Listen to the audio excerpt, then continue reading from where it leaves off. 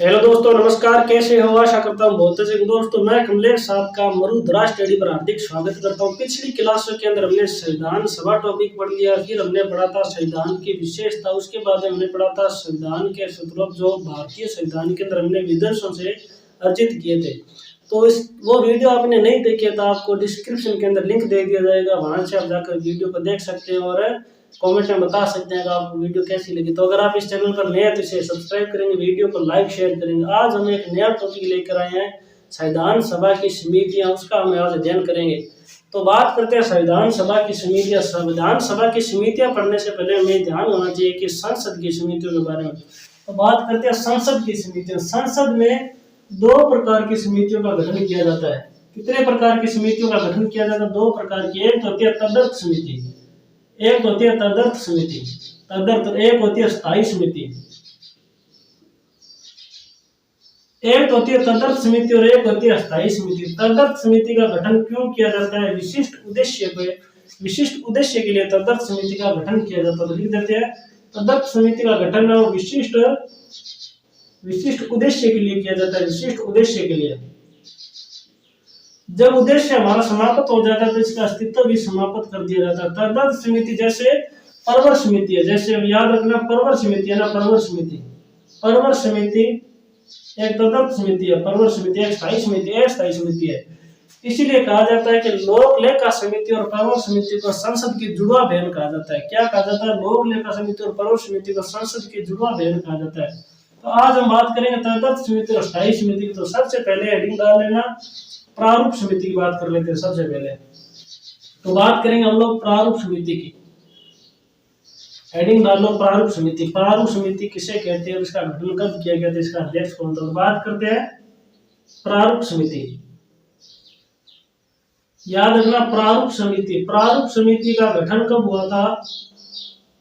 बात करते हैं प्रारूप समिति का गठन कब होता है? याद रखना इसका गठन कब हुआ था, पीछे भी मैंने बता दिया। प्रारूप समिति का गठन याद रखना 29 अगस्त 1947 को प्रारूप समिति का गठन होता है। एक तारीख आती है, याद रखना 29 अगस्त 1949।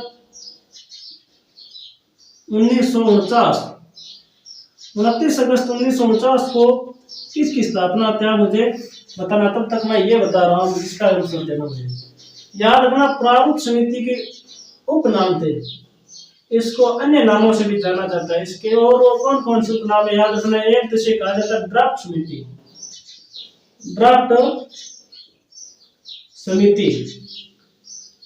समिति, इसे ही ब्लूप्रिंट कहा जाता है, ब्लूप्रिंट। और इससे क्या कहते हैं? मसौदा समिति।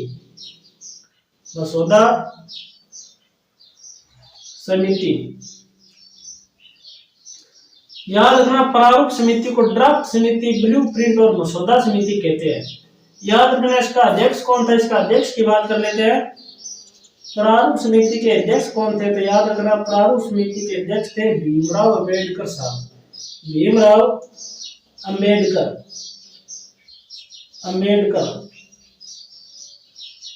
अम्बेडकर को प्रारूप समिति का अध्यक्ष बनाया गया था।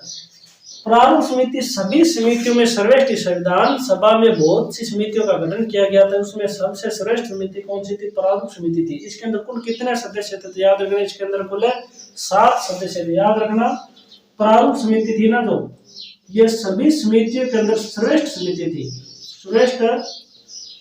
थी। याद रखना प्रारूप समिति के अंदर अगर आपसे पूछ लिए कि कितने सदस्य थे, सदस्यों की बात करें तो इसके अंदर कुल कितने सदस्य थे? कुल थे 7 सदस्य थे। कितने थे? 7 सदस्य थे। मैंने पिछली क्लास के अंदर आपको प्रारूप समिति के 7 सदस्यों का नाम बताया था, आप मुझे कमेंट के अंदर बता सकते हैं वो कौन कौन से 7 सदस्य थे। याद रखना प्रारूप समिति का गठन कब होता है? 29 अगस्त 1947 को होता है। इसके उपनाम कौन कौन से? ड्राफ्ट समिति, ब्लूप्रिंट, मसौदा समिति और इसके अध्यक्ष थे भीमराव अम्बेडकर। ये सभी समितियों में श्रेष्ठ थे। और इसके कुल कितने सदस्य थे? 7 सदस्य थे। बात कर लेते हैं 7 सदस्यों के नाम। एक था बी एल मित्रा, बी एल मित्रा। दूसरा था के एम मुंशी, के एम मुंशी, कन्हैयालाल माणिक्यलाल मुंशी। तीसरा कौन सा था याद रखना, तीसरा सदस्य कौन सा था, अल्लादी कृष्ण, अल्लादी कृष्ण स्वामी, अल्लादी कृष्ण स्वामी अयंगर, ये प्रारूप समिति के सदस्य था। उसके बाद में याद रखना गोपाल स्वामी,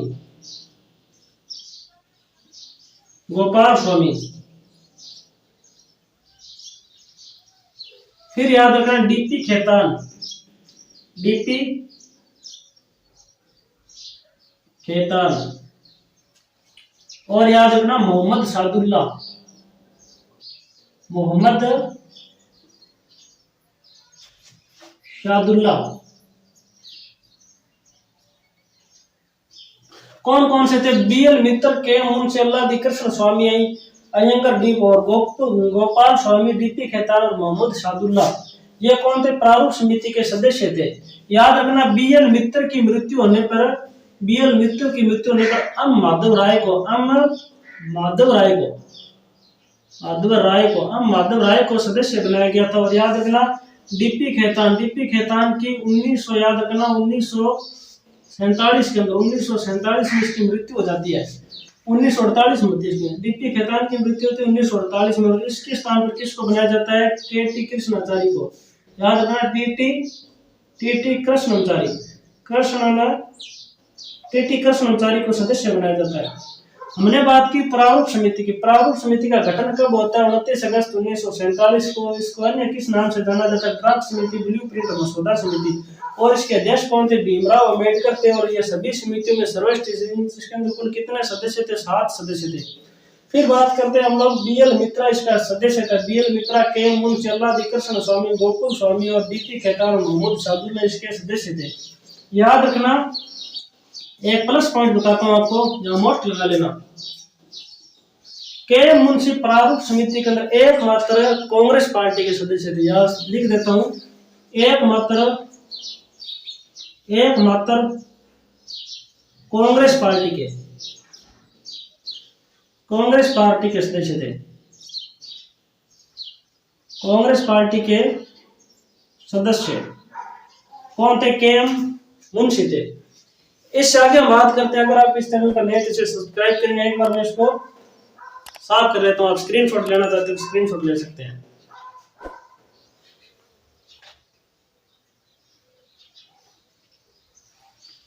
अब बात करते हैं संघ शक्ति समिति, संघ शक्ति समिति, संघ शक्ति समिति और संघ संविधान समिति, संघ संविधान समिति। और बात कर लेते हैं राज्यों के लिए समिति, राज्यों के लिए समिति। याद रखना संघ शक्ति समिति, संघ शक्ति समिति कितने सदस्यीय समिति थी, 16 सदस्यीय समिति थी, जिसमें से याद रखना एक होता था अध्यक्ष और 15 इसके सदस्य होते थे। और याद रखना संघ संविधान समिति, ये 15 सदस्यीय समिति थी, 15 सदस्य, जिसमें से एक अध्यक्ष और 14 इसके अंदर सदस्य होते थे। याद रखना इन तीनों समितियों के अध्यक्ष कौन थे, इन तीनों समितियों के अध्यक्ष थे नेहरू जी, पंडित जवाहरलाल नेहरू इनके अध्यक्ष थे। संघ शक्ति समिति, संघ संविधान समिति और राज्यों के लिए समिति।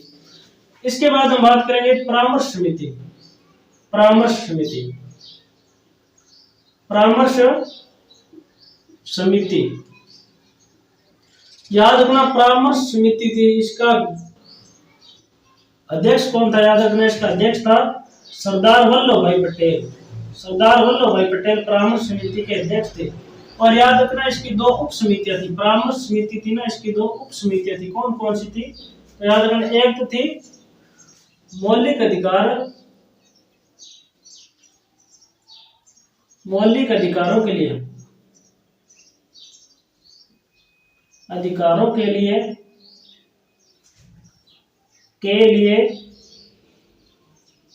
उप समिति और एक थी, याद रखना, अल्पसंख्यक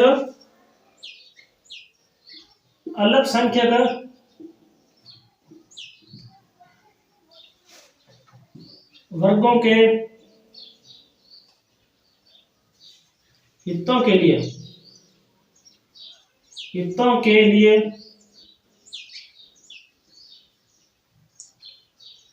उप समिति। याद रखना, परामर्श समिति के अध्यक्ष कौन थे? सरदार वल्लभ भाई पटेल थे। और इसकी दो उप समितियां थी, कौन कौन सी थी? एक तो मौलिक अधिकारों के लिए उप समिति और एक थी अल्पसंख्यक वर्गों के हितों के लिए उप समिति थी। याद रखना, मौलिक अधिकारों के लिए जो उप समिति थी, इसके अध्यक्ष कौन थे? इसके अध्यक्ष याद रखना जे.बी. कृपलानी थे। कौन थे? जे.बी. कृपलानी। और याद रखना, अल्पसंख्यक वर्गों के हितों के लिए जो समिति थी, इसके अध्यक्ष कौन थे? अध्यक्ष एच.सी. मुखर्जी। कौन थे? एच.सी. मुखर्जी। एच.सी. मुखर्जी वही है जो, याद रखना, संविधान सभा की, याद रखना, पहली बैठक होती थी। कब हुई? पहली बैठक 9 दिसंबर 1946 को हुई थी ना। सॉरी, दूसरी बैठक हुई थी ना 11 दिसंबर 1946 को। तो इसके ये अध्यक्ष थे, कौन थे? एच.सी. मुखर्जी। संविधान सभा की दूसरी बैठक हुई थी, इसके उपाध्यक्ष थे। कब बने थे? 24 जनवरी को। कब बने थे? 24 जनवरी 1947 को ये उपाध्यक्ष बने थे। अगर आप स्क्रीनशॉट लेना चाहते हो तो इसका स्क्रीनशॉट ले सकते हैं। अब आगे बात करते हैं।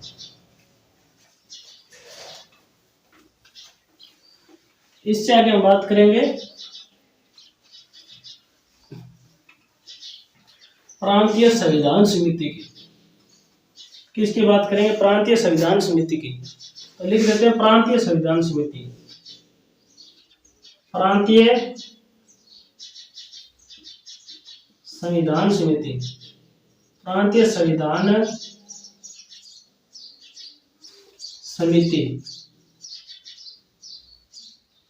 याद रखना, प्रांतीय संविधान समिति 24 सदस्यीय समिति थी। 24 सदस्य। इसके अंदर कुल कितने सदस्य थे? 24 सदस्य थे। और इसके अध्यक्ष कौन थे? याद रखना, इसके अध्यक्ष सरदार वल्लभ भाई पटेल थे। प्रांतीय संविधान समिति के अध्यक्ष सरदार वल्लभ भाई पटेल थे।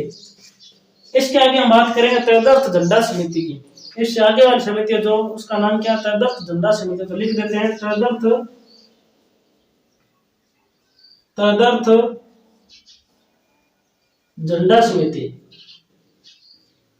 झंडा समिति।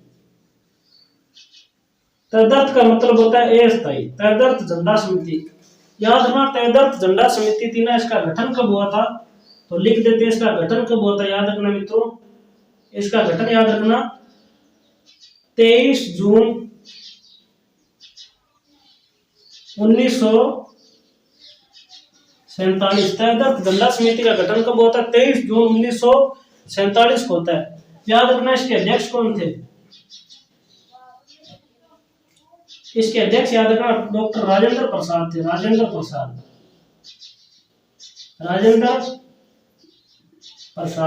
और याद रखना, इसके अंदर कुल कितने सदस्य थे? 7 थे। कितने थे? सॉरी 6 थे, जिसमें से एक तो था अध्यक्ष और 5 थे इसके सदस्य। उन सदस्यों की बात कर लेते हैं। याद रखना, एक तो था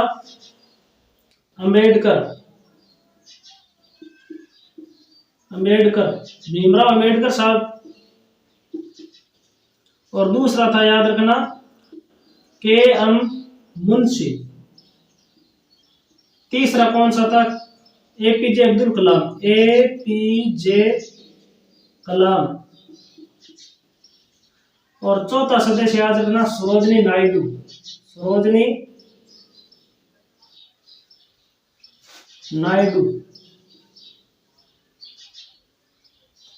और 5वां सदस्य याद रखना श्री गोपालचारी। याद रखना श्री राजगोपालाचारी थे ना, ये स्वतंत्र भारत के प्रथम भारतीय गवर्नर जनरल थे। कौन थे? ये श्री राजगोपालाचारी। याद रखना, ये याद रखना स्वतंत्र भारत के, लिख देते हैं स्वतंत्र भारत के प्रथम भारतीय गवर्नर जनरल। और याद रखना सरोजनी नायडू स्वतंत्र भारत की प्रथम महिला राज्यपाल थी। क्या थी? राज्यपाल। और कलाम हमारे भारत के 11वें राष्ट्रपति थे। कौन से राष्ट्रपति थे? 11वें राष्ट्रपति थे। इनकी बुक कौन सी थी? मुझे कमेंट में बताना। कन्हैयालाल माणिक्यलाल मुंशी। ये क्या थे? याद रखना मत्स्य। राजस्थान का एकीकरण हुआ था, कितने चरणों में हुआ था? 7 चरण। 7वां चरण का जो पहला चरण था कौन सा था? मत्स्य संघ। इसका नाम मत्स्य संघ किसने दिया था? इन्होंने दिया था। भीमराव अम्बेडकर संविधान सभा यानी भारतीय संविधान के पिता कहा जाता है। भारतीय संविधान के पिता कहा जाता है। तो आज के लिए इतना ही, मिलते हैं अगली वीडियो के साथ। तब तक के लिए जय हिंद, जय भारत। अगर आप इस चैनल पर नए हैं तो इसे सब्सक्राइब करेंगे, वीडियो को लाइक शेयर करेंगे।